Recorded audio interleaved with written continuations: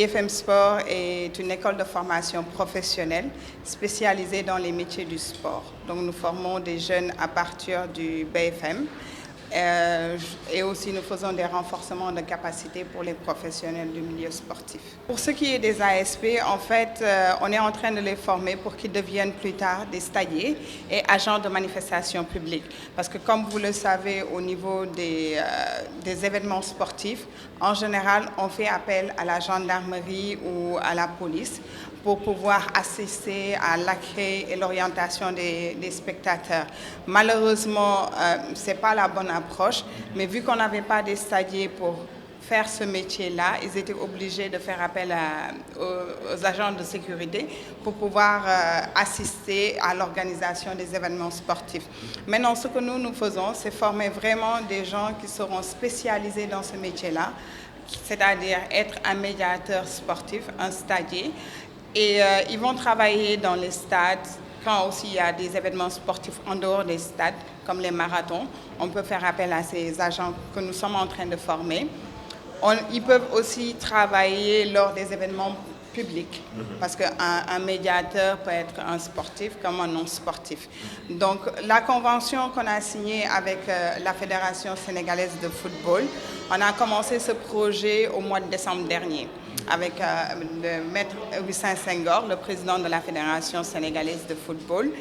Et lors de l'entretien, vu qu'on avait, en fait, au tout début, nous avons contacté toutes les fédérations sportives au niveau du Sénégal pour leur proposer nos services. Donc, quand maître Augustin Senghor a reçu notre courrier, il a fait appel à nous. Donc, nous sommes allés le voir, on a discuté de projet et il était vraiment enchanté qu'un institut privé puisse offrir ces formations-là à la jeunesse sénégalaise et la jeunesse africaine en général. Parce que dans l'esprit de maître Augustin Senghor, il préparait déjà pour qu'il y ait une formation spécialement dédiée aux stagiaires, parce qu'il faut qu'on soit aussi aux normes de ce qui se fait ailleurs. Et donc, séance tenante, lors de notre première rencontre, nous avons contacté les ASP, M. Biram Faye, qui nous a donné rendez-vous lui aussi 2 jours après. Et crescendo, nous avons pu ficeler un contrat. Bon, ça a duré du temps, ça a pris du temps, vu qu'on avait commencé les discussions au mois de décembre. Et la convention n'a été signée que le 2 mars, si mes souvenirs sont bons, entre la Fédération sénégalaise de football, l'Agence d'assistance à la sécurité de proximité, les ASP, et l'IFM Sport. Au-delà de ce projet spécifique avec la Fédération sénégalaise de foot, nous sommes en train de travailler avec des collectivités territoriales. Il y a des maires qui nous ont appelés, qui ont des nouveaux stades qui sont en train d'être construits, qui sont prêts et qui aimeraient qu'on forme des gens qui pourront plus tard travailler dans ces stades-là. Donc nous sommes, c'est en cours, on est en pleine discussion avec certains maires. Le projet a été un peu ralenti du fait des inondations, parce que les priorités ont subitement changé d'orientation, mais c'est des projets qui sont en cours. Ça se passe très bien. Ça se passe très bien, on suit les cours. Pour le moment, ça se passe très bien. On sait ce qui nous attend pour l'application. Ça ne sera pas trop dur pour nous parce qu'on était dans ce métier, ça fait 7 ans qu'on est des assistances à la sécurité de proximité. On est toujours à côté de la population.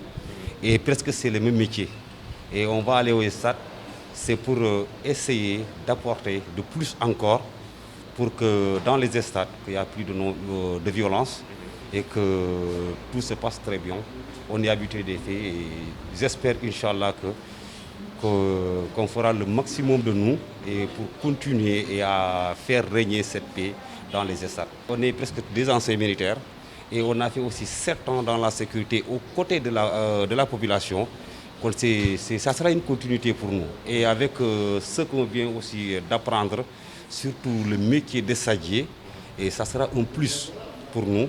Et on prie et on croit que ça sera plus facile. Il est prévu de former 300 stagiaires, mais pas de groupe de 25.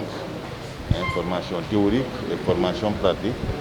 La formation théorique dure 2 semaines pour chaque groupe. Et à l'occasion des matchs, certainement, il y aura mise à situation sur le terrain. Donc,